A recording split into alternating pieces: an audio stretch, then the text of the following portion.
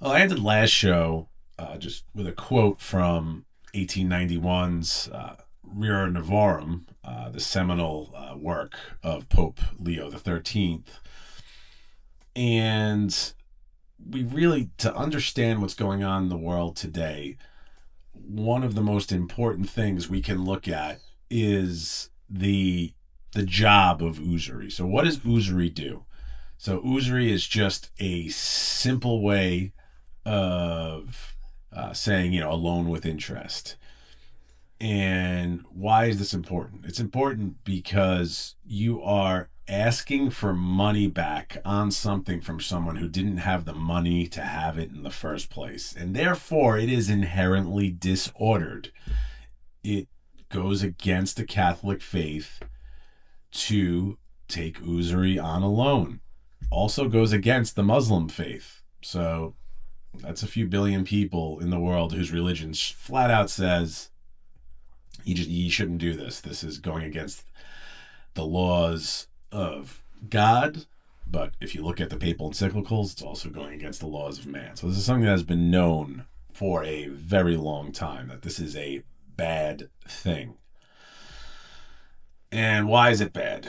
It's bad for two reasons. And two reasons only really need to be discussed tonight.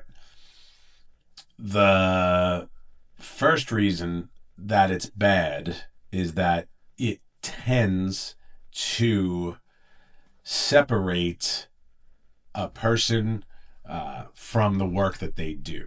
Right? And as Shylock famously said in The Merchant of Venice, my ducats copulate.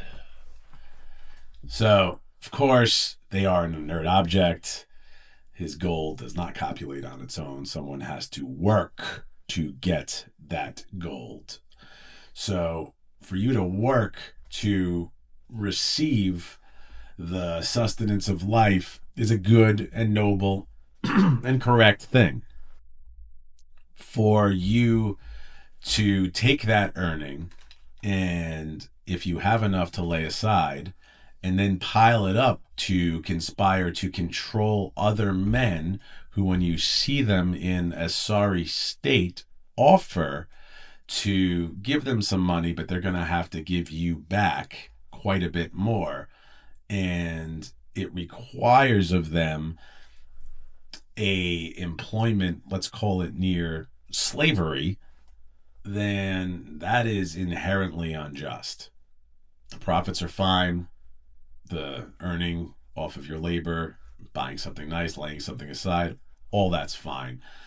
And usury prevents that from happening to the working man. It concentrates the wealth of nations in the hands of the very few.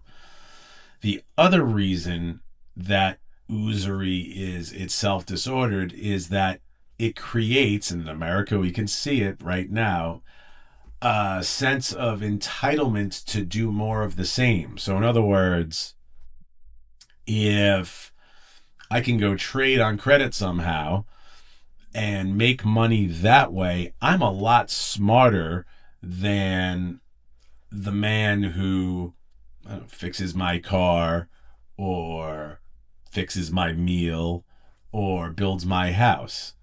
Why? Because you are creating income from something inert. And that is inherently disordered, and it is against the social order.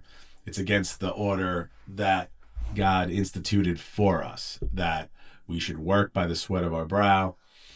And that's what life is for, right? If you look at our Lord Jesus Christ, he came to earth, right? Suffered, died, was buried. And the third day he rose again. But when he was a child, he learned the arts of a carpenter. And a carpenter is a man that sweats. And whether you're a man that sweats, or you're a writer, or you do a podcast, and that's how you make your income, that's all noble in its own way. But to take the fruits of another man's labor and charge him interest on it, that's just completely unjust and immoral. And Pope Leo XIII talked about this in Rerum Novarum.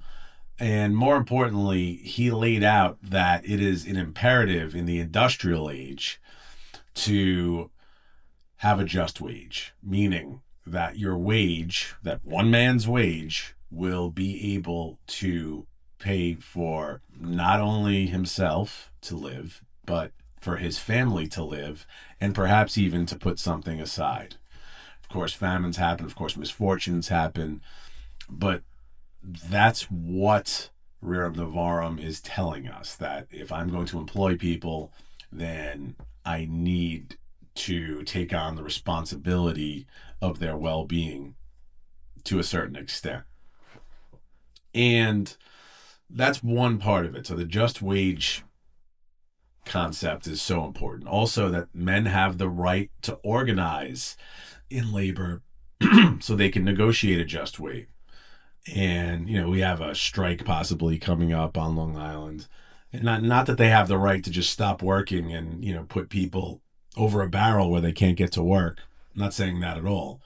But what I am saying is that if you have 3 or 4 men with all the money, and then you have 3,000 or 4,000 people maybe fighting just for a better living for their families, and those 3,000 or 4,000 people are the people actually providing a service, and the 3 or 4 people maybe just hold a stock in the service, well, who would you rather kind of has the money? And I know that doesn't sit well with people that are obsessed with the concept of the justice of capitalism, but the justice of capitalism is the justice of Darwin. The justice of Darwin is the law of the jungle, and the law of the jungle says I'm going to take what I want and I'm going to take what I can, and you're not going to be able to do anything about it because you're weaker than me, and that's not Christian in any way, shape, or form, and it never has been, and it's barely human.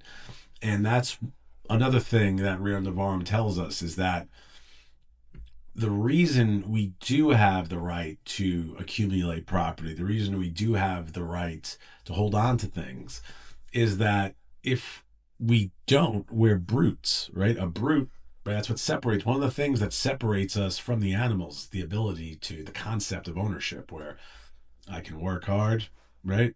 I bought this table, it's my table. If, I move away, I can take it with me. I can give it to someone else that I care about. I could sell it, but it's mine. Why is it mine? It's mine because I earned it. Why did I earn it? Because I worked for it. So the 3 things that I just want to say in closing tonight is that we can never stop what's happening in the world until we address the question of usury. What's usury? Loans with any kind of interest on it. So your credit card bill, your mortgage, what you're going to pay for your house 7 times. Tell me why that's just. You got to pay for your house 7 times, maybe 10 times. Why is that just? So we have to address that. We have to address usury. We have to address that the usury in the world is funding the injustice, whether it's in Gaza, whether it's in Lebanon, whether it's everything that's happening in the entire Middle East, whether it's why people can work 60 hours and not afford to buy an apartment, much less pay for a house. But most importantly, why it is so difficult for young men to entertain the thought of creating a family. Because I can tell you, countless young men today have said to me, I don't really see any material benefit of being married. And the reason they see no material benefit is it's not reasonable for them in their present mode of thinking to be able to get married,